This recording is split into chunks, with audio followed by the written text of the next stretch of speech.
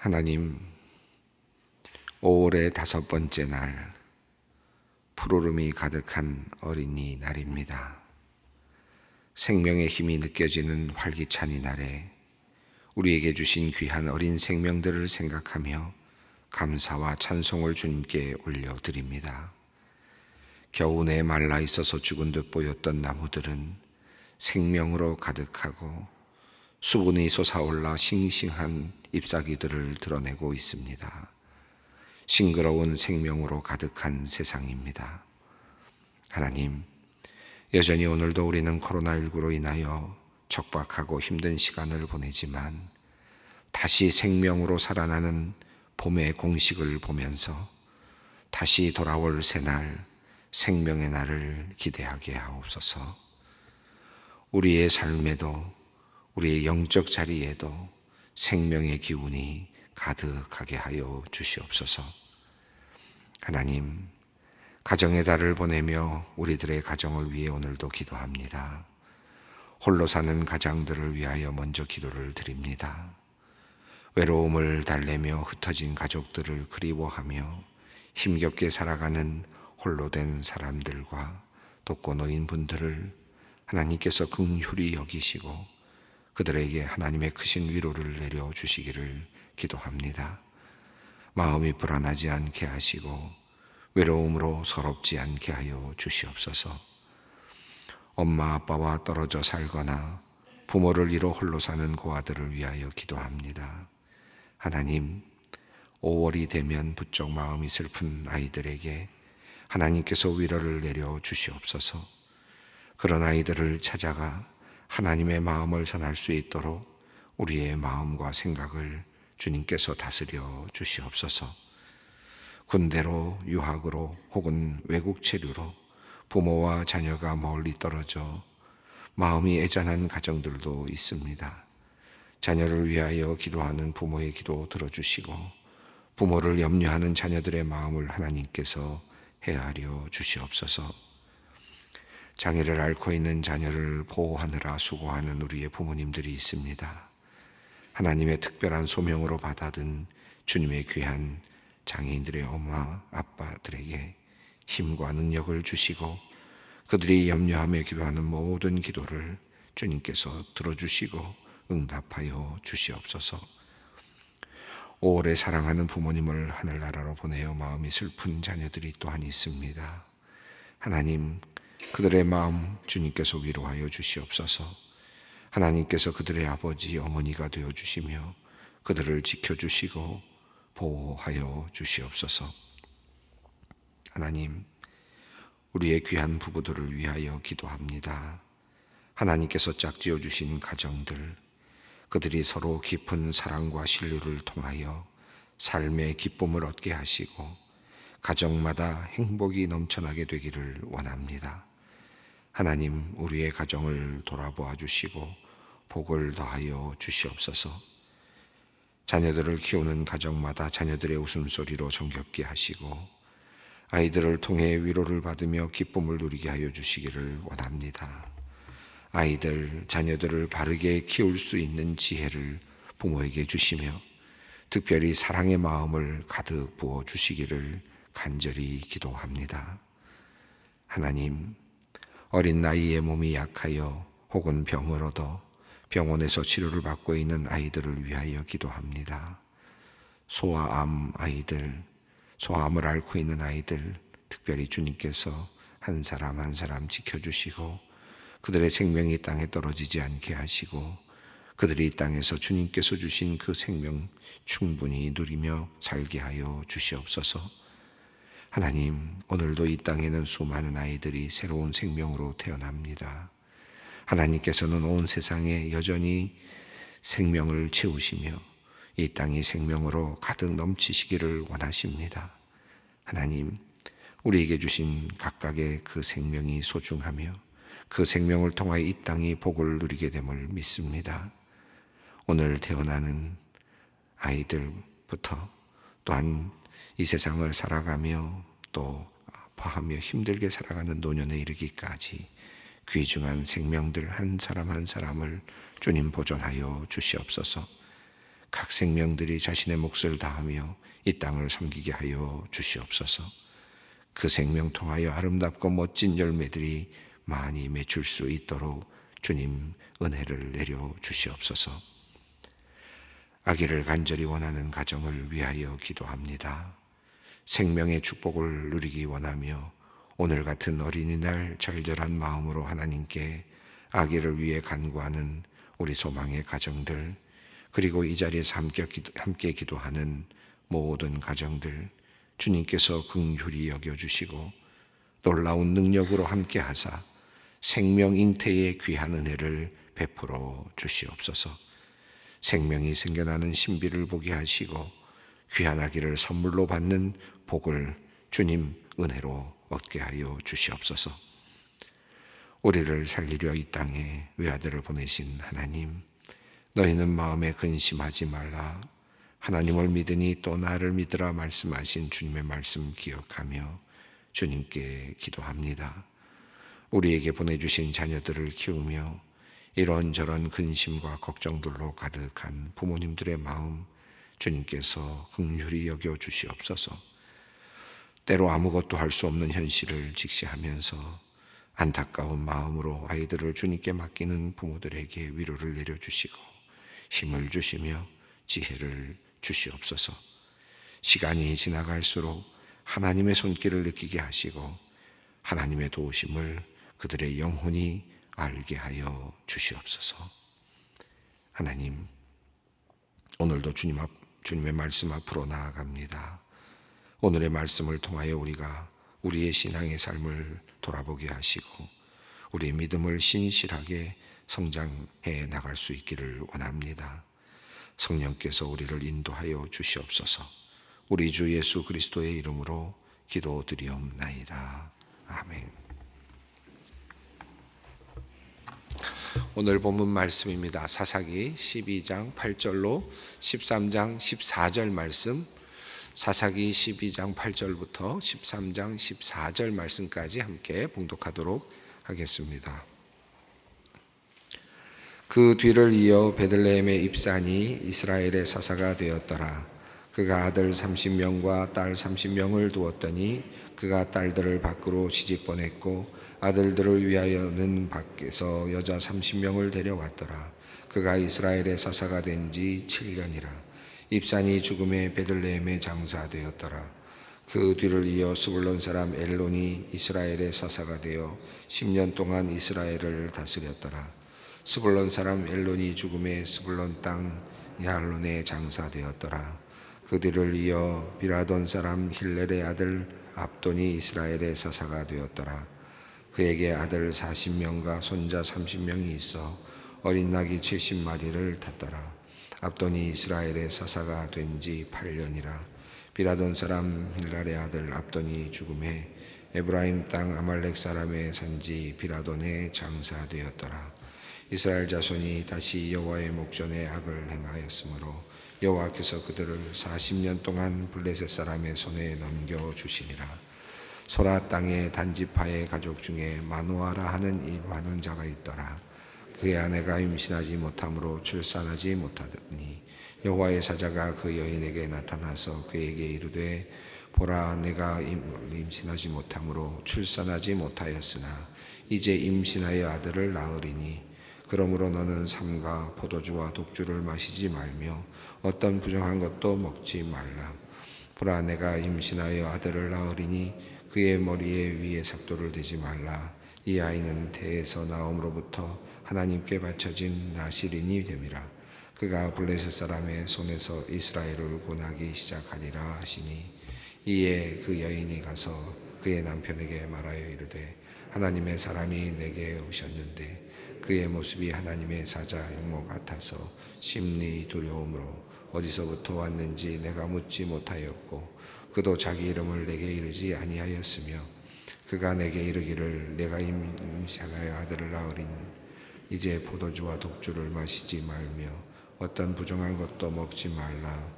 이 아이는 태에서부터 그가 죽는 날까지 하나님께 바쳐진 나실인이 됨이라 하더라이다 하더니라. 마노아가 여호와께 기도하여 이르되 주여 구하오나니 주께서 보내셨던 하나님의 사람을 우리에게 다시 오게 하사 우리가 그 낳을 아이에게 어떻게 행할지를 우리에게 가르치게 하소서 하니 하나님이 마노아의 목소리를 들으시고 여인이 밭에 앉았을 때에 하나님의 사자가 다시 그에게 임하였으나 그의 남편 마노아는 함께 있지 아니한지라.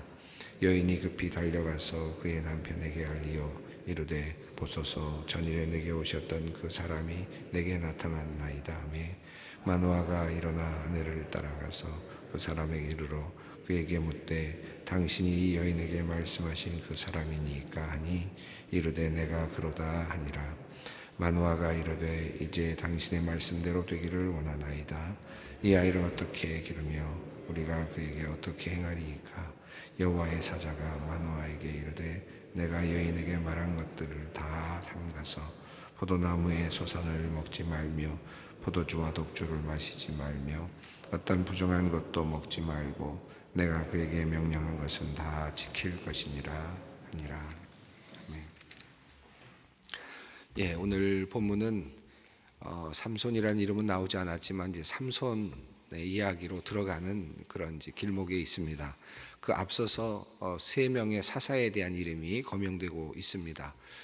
이미 앞서 말씀드렸습니다만은 이 사사기에는 굳이 나눈다면 대사사와 소사사 이렇게 나누어서 설명할 수 있는데요. 특별히 사사기 안에 그 행적이 많이 나타나고 있는 그런 사사들, 특별히 어떤 그의 어떤 삶이라든가 또는 어떤 적군들을 무찔렀다든지 이방인들을 물리쳤다든지 이런 내용이 나오는 사사들, 그런 사사들을 대사사라고 이렇게 부르고 이름만 거명되고 그다음 나머지 내용이 나오지 않는 사사들, 그런 사사들을 소사사라고 그렇게 부릅니다. 이 모든 사사들을 합하면 이제 12명의 사사의 이름이 이제 되는데 어찌 보면 12명이라고 하는 숫자를 맞추려고 하는 의도도 있었다고 보여지긴 하는데요. 이 소사사는 이름과 그리고 간단한 행적이 나오는데 또 하나 특징이 있다면 이 소사사는 대부분 평화의 시대, 그러니까 전쟁이 없던 시대에 그야말로 재판장으로서 백성들을 다스리는 역할을 했던 그런 것으로 보여집니다. 그래서 특별한 그의 어떤 사역이 많이 나타나지 않는 그런 특징이 있습니다. 오늘 본문 속에 이제 세 명의 사사가 있는데요. 사실 그 전에 10장 1절부터 5절에 두 명의 소사사가 이미 이름이 거명이 되었습니다. 돌라라고 하는 사사와 야일이라고 하는 사사가 나왔죠. 그런데 이 돌라라고 하는 사사 야일 다음에 이제 오늘 본문에 나오는 사사의 이름이 나옵니다. 한 사람은 입산, 한 사람은 엘론, 그리고 한 사람은 압돈입니다.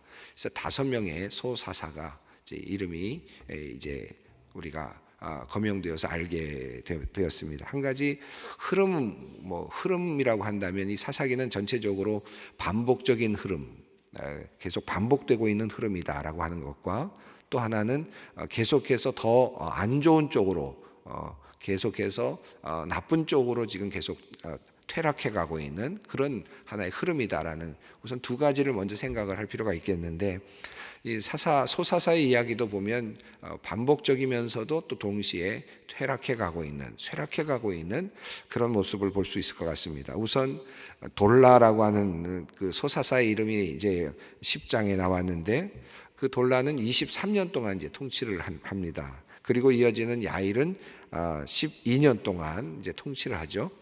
그런데 이제 이번에 나오는 우리 세 사람 입산, 엘론, 압도는 7년, 10년, 8년 이렇게 점점 더 그 통치의 기간이 짧아지고 있는 것을 우리가 볼 수 있고요. 물론 항상 계속해서 하는 건 되어 있지 않지만 첫 번째 그 단락에 있었던 돌라와 야일에 비해서는 입산, 엘론, 압도는 훨씬 작은 시간 동안 이제 그 임무를 감당하는 것으로 알 수 있습니다. 또 하나는 돌라부터 시작해서 나오는 내용들을 보면 조금씩 그 변화되어가는 평화의 시대에 그들이 어떻게 살았는지 보여주는 그런 내용들이 나오는데 돌라 같은 경우는 이스라엘을 구원하였다라고 하는 아주 특별한 그 어떤 나름대로의 어떤 그 뭐라 그럴까요?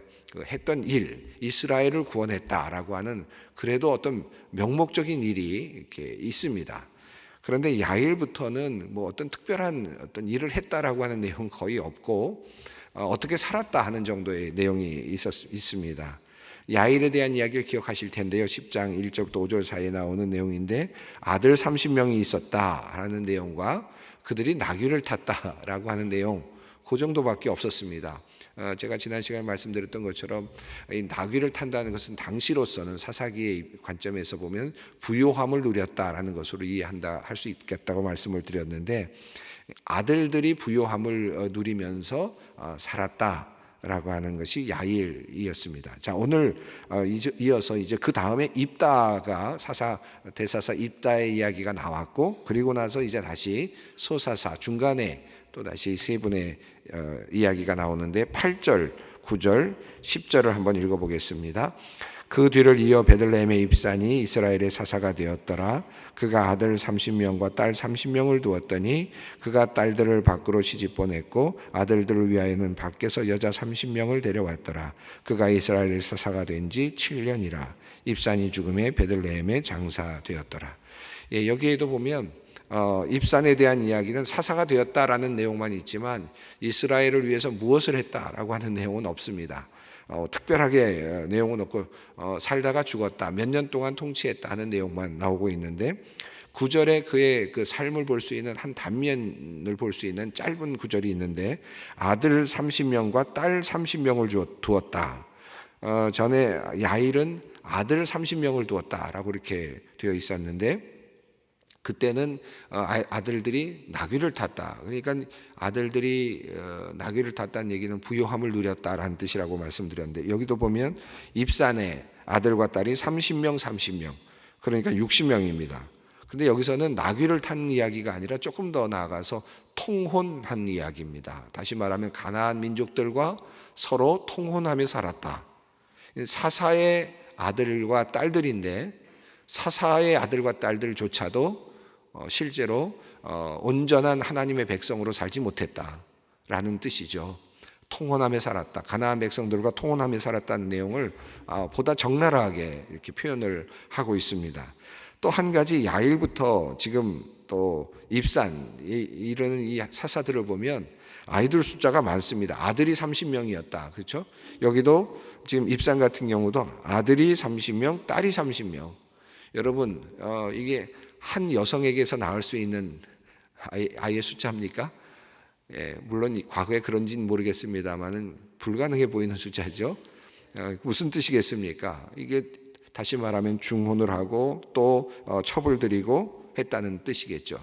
그러니까 한 사람 아내를 한 사람을 얻고 하나님의 율법을 따라서 한 아내를 얻어서 생활하는 그런 것이 아니라 지금 여러 첩을 두고 사람들을 두어서 아들을 낳는 딸들을 낳는 이런 모습을 보여주고 있습니다. 그러니까 부를 축적하고 그리고 또 통혼하고 그리고 또 첩들도 드리고 하는 그런 모습이 입산의 모습이다. 그런데 그가 이스라엘을 통치했다. 7년 동안 통치했다라고 하는 내용입니다.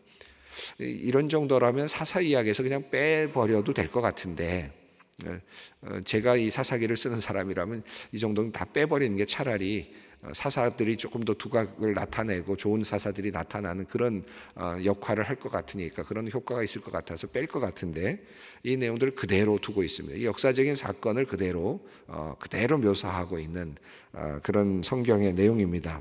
이것을 통해서 하나님께서 우리에게 주시는 의미는 뭐겠습니까? 사사도, 그 당시에 사사조차도 하나님의 마음에 들 수 없었다. 그리고 끊임없이 실패해가는 이스라엘 백성. 다시 말해서 앞서 우리가 가나안 땅이라고 하는 땅에 하나님께서 들어가도록 해주셨는데, 약속을 받은 땅에 약속을 받은 민족이 약속의 땅에 들어갔는데, 그런데 그들은 그 약속의 땅에서 하나님의 백성답게 살지 못했다. 심지어 사사들까지도 그렇게 살지 못했다. 지도층까지도 그렇게 살지 못했다. 평화로운 시대의 지도층조차도 그렇게 살지 못했다. 그런 의미를 지금 반영하고 있습니다. 11절부터 12절 읽습니다. 그 뒤를 이어 스불론 사람 엘론이 이스라엘의 사사가 되어 10년 동안 이스라엘을 다스렸더라. 스불론 사람 엘론이 죽음에 스불론 땅 야알론에 장사되었더라. 이건 더하죠. 여기는 아예 없습니다. 차라리 없는 게 낫네요. 그렇죠? 잘못한 기록이 있는 것보다 태어나서 다스리다가 죽었다 하는 내용, 10년 동안 다스렸다 하는 내용만 있습니다. 그 외에 어떤 것도 그의 삶에서는 흔적으로 남길 것이 없었다. 그의 직함과 이름밖에는 없다. 글쎄요, 하나님이 보시기에 이것만 있다면 참 안타까운 일이 아닐까 싶습니다. 자, 13절, 14절, 15절을 또 이제 압돈에 대한 내용입니다. 한번 읽습니다. 그들을 이어 비라돈 사람 힐렐의 아들 압돈이 이스라엘의 사사가 되었더라. 그에게 아들 40명과 손자 30명이 있어 어린 낙이 70마리를 탔더라. 압돈이 이스라엘의 사사가 된 지 8년이라 비라돈 사람 힐렐의 아들 압돈이 죽음에 에브라임 땅 아말렉 사람의 산지 비라돈에 장사되었더라. 예, 여기서 하나 좀 달라진 점이 있다면 손자까지 나귀를 탔다는 겁니다. 이제는 1대가 아니라 2대, 3대 이제까지도 부귀를 누리는 그런 모습입니다. 그리고 역시 마찬가지로 아들의 숫자가 너무 많죠. 여기도 역시 첩을 들이고 아마도 그런 한 사람의 아내를 두지 않았던 것으로 보여집니다. 어느 정도의 왕권을 누리면서 지금 살아가고 있는 그런 그 사사들의 모습, 뭐 하나같이 하나님 앞에서 순전하였다라고 말하기 어려운 그런 흠 많은 인생을 살았던, 그저 시간을 때우고 갔던 그런 사람들이라고 할 수 있겠습니다. 제가 사사기를 읽어가면서 항상 말씀드렸는데, 이 평화로움의 시대, 그 평화로움의 시대는 하나님께서 잘하기 때문에 주신 시대가 아니라 하나님께서 참으시는 시대의 시간이었다라고 말씀을 드렸는데, 지금 이 사사들의 시대를 보면서 입산의 모습, 가족들의 모습, 또 뭐 엘론의 가족들의 모습은 어떤지 정확히 나타나진 않습니다만은 또 이어서 압돈의 모습, 하나님께서 심지어 세우신 사사까지도 그렇게 살고 있는 모습을 보시면서 그는 하나님께서는 참으셔야 했겠죠. 또 참으신 겁니다. 견딤의 시간이었죠. 이 시간이 또 다시 지나가고 이제 하나님께서 또 이제 또 다시 그들에게 벌을 내리시고 그들을 또 힘들게 하시는, 그들을 돌아오게 하시기 위한 그런 일들을 하시게 됩니다. 자, 13장 1절 읽습니다. 이스라엘 자손이 다시 여호와의 목전에 악을 행하였으므로 여호와께서 그들을 40년 동안 블레셋 사람의 손에 넘겨주시니라. 자, 이 모든 악들, 계속 이어지는 이러한 악행들을 보시고 하나님께서 이제 그리고 하나님을 섬기지 않는, 여기서 악행이란 말은 이런 악한 일도 있지만 그것보다 더 중요한 것은 하나님만을 섬기지 않는 그것을 이야기한다고 말씀을 드렸는데요. 하나님을 섬기지 않는, 하나님께 제사를 드리지 않고 하나님께만 나아가지 않는 그들을 향하여서 하나님께서 진노하시고 40년 동안 블레셋 사람들의 손에 넘겨주셨다. 40년이라는 시간이 상당히 긴 시간입니다. 그러니까 하나님의 징벌은 점점 길어가고요. 그리고 사사들의 통치의 시간은 점점 짧아지고 있고, 처음에는 어땠습니까? 하나님께서 그 짧게 하나님께서 야단을 치시고 그 다음에 사사들에게 긴 시간을 주셔서 평화로움의 시간을 좀 더 많이 주셨잖아요. 그런데 뒤로 올수록 어떻게 됩니까? 사사들의 시간은 점점 짧아지고 그리고 또 형벌의 시간은 길어지는, 지금 블레셋 사람에게 40년 동안 손에 넘겨주셨다라는 것입니다. 그리고 이제 2절이 이어지는데 소라 땅 이렇게 시작이 됩니다. 그런데요, 이 사사기의 흐름에서 계속 반복되는 흐름에서 여기서 반복이 안 됩니다. 변형이 일어납니다. 굉장히 중요한 변형인데요. 13장 1절에서 여호와의 목전에서 이스라엘 백성이 악을 행하였으므로 하나님께서 40년 동안 블레셋 사람의 손에 넘겨주셨다. 자, 이와 같은 내용이 나오면 사사기의 패턴상 어떤 내용이 나와야 됩니까? 이스라엘 백성들이 하나님께 나와 탄원했다, 기도했다, 그죠? 회개했다, 이런 내용이 나와야 되고, 하나님께서 야단을 치시고 그리고 나서는 사사를 보내셨다, 이렇게 되는 것이 일반적인 특징 아닙니까? 반복적인 특징입니다. 자, 그런데 이 13장 1절에는 하나님께서 40년 동안 블레셋 사람의 손에 넘겨주시니라 했는데, 그 다음에 이스라엘 백성들이 나왔다라든지 부르짖었다든지 용서해 달라고 했다든지 하나님 앞에 나와서 뭐 고쳐달라고 했다든지 하는 내용이 전혀 없습니다. 그리고 그냥 하나님께서 블레셋 사람에게 40년 동안 넘겨주셨다고 했는데 반응이 없습니다. 이제는 이제 완전히, 이제는 진짜 뭐라 그럴까요? 이제 완전히 이제 그냥 뭐랄까, 이미 죄 속에 푹 빠져 있는 거죠.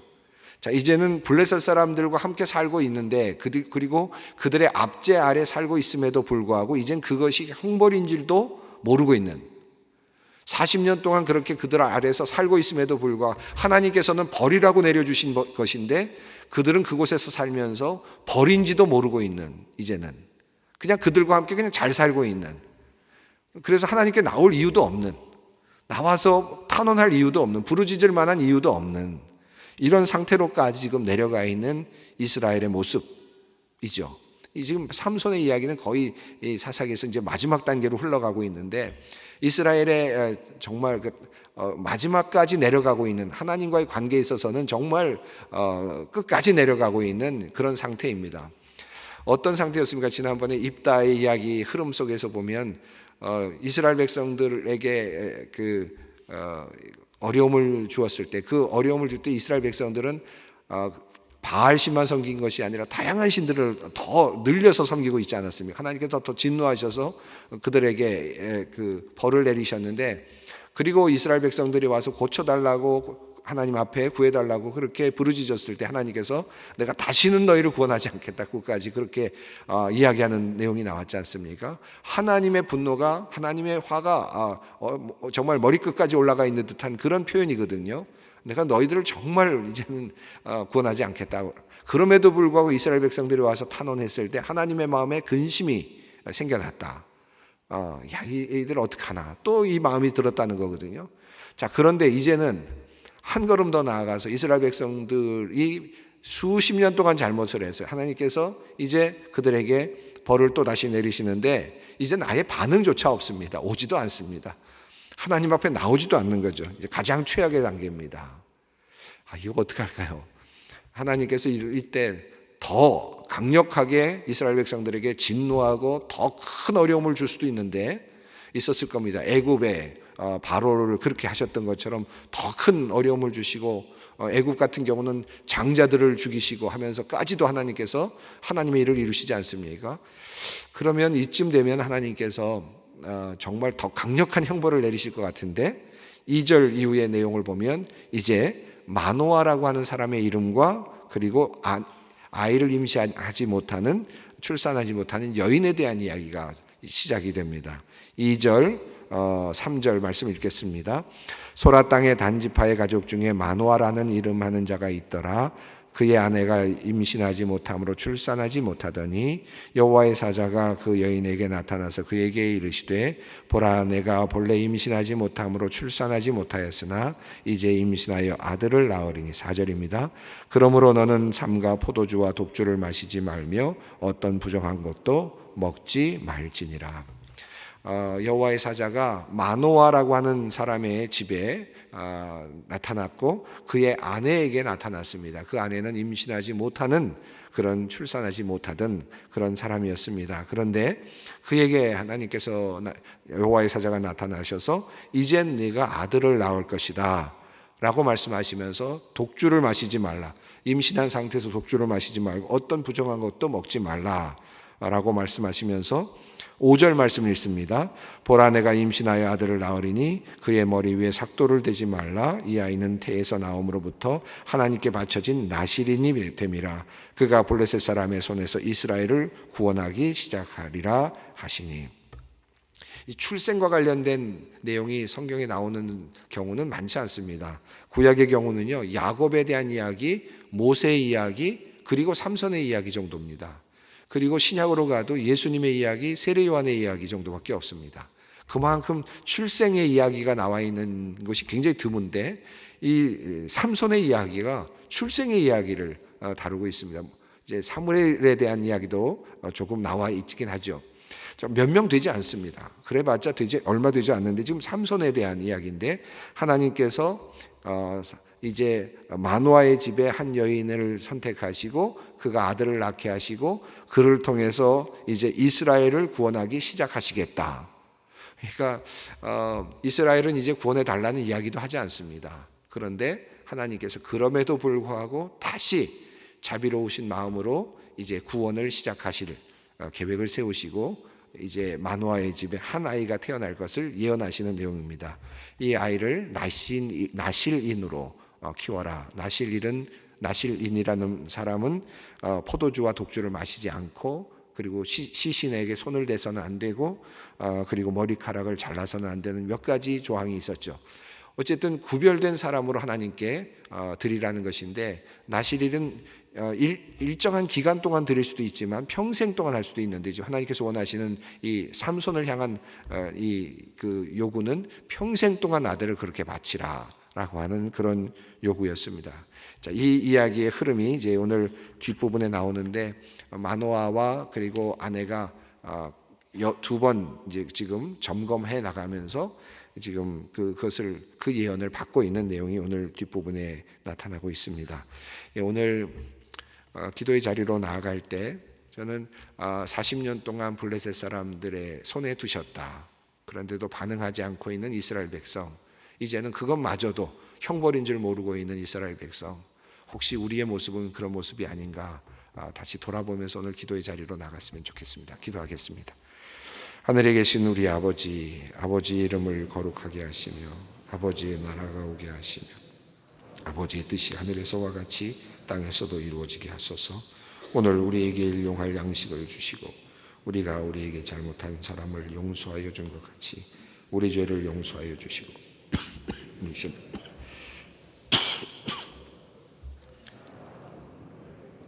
영원히 아버지의 것입니다.